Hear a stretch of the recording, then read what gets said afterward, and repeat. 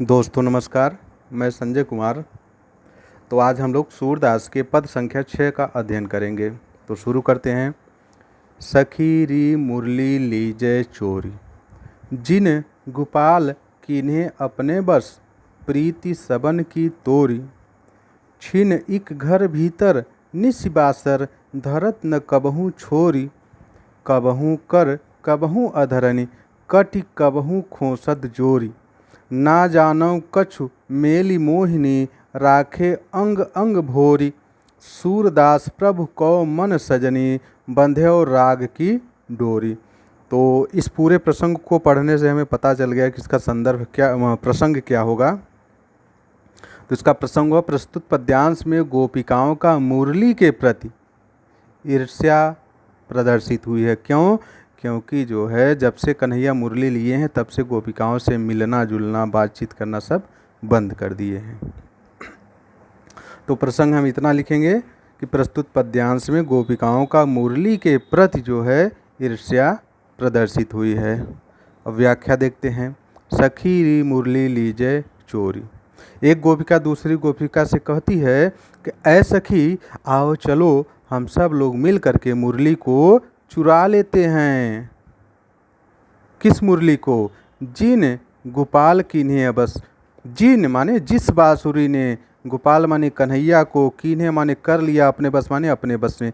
जिस बांसुरी ने कन्हैया को अपने बस में कर लिया है।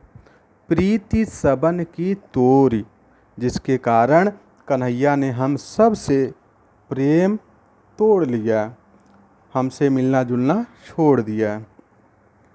छिन इक घर भीतर निशिबासर, धरत न कबहू छोड़।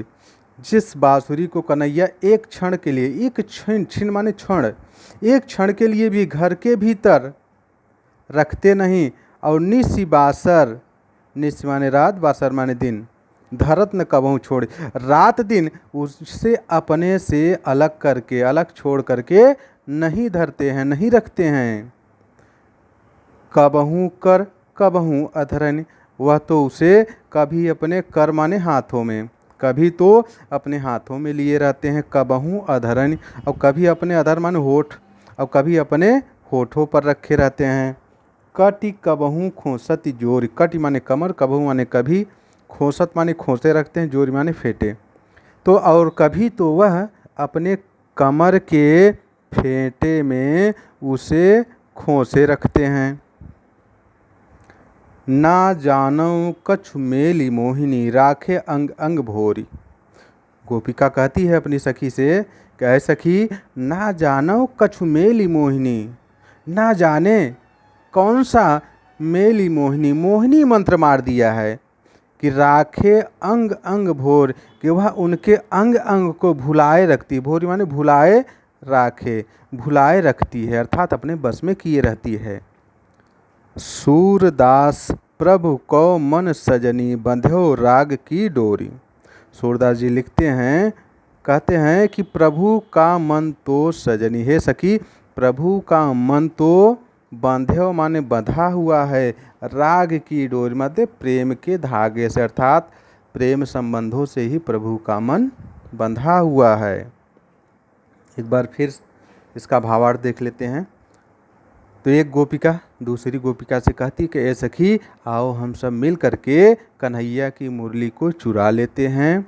जिस मुरली ने कन्हैया को अपने बस में कर लिया है, और जिसके कारण कन्हैया ने हमसे प्रेम संबंध जो है तोड़ दिया।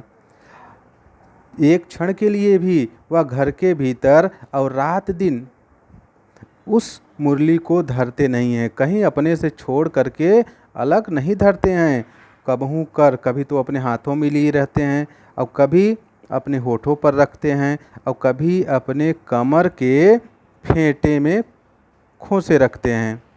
ना जाने उस बांसुरी ने कौन सा मोहनी मंत्र मार दिया है कि वह उनके अंग अंग को भुलाए रखती है, अर्थात अंग अंग को जो है अपने बस में किए रखती है। सूरदास जी कहते हैं कि हे सखी, प्रभु का मन तो बंधे और राग की डोरी, राग की डोरी माने प्रेम संबंधों से ही बंधा हुआ है। अब देखिए काव्य सौंदर्य। तो प्रस्तुत पद्यांश में ब्रज भाषा का प्रयोग किया गया है। रस, प्रस्तुत पद्यांश में श्रृंगार रस का प्रयोग किया गया है। छंद, प्रस्तुत पद्यांश में गेय पद है। अलंकार, अनुप्रास अलंकार है, श्लेष अलंकार है, और एक पुनरुक्ति प्रकाश होता है, अर्थात बार बार उसी उक्ति की, जैसे अंग अंग। बस इतना ही। तो दोस्तों धन्यवाद, मिलते हैं अब अगले पद में।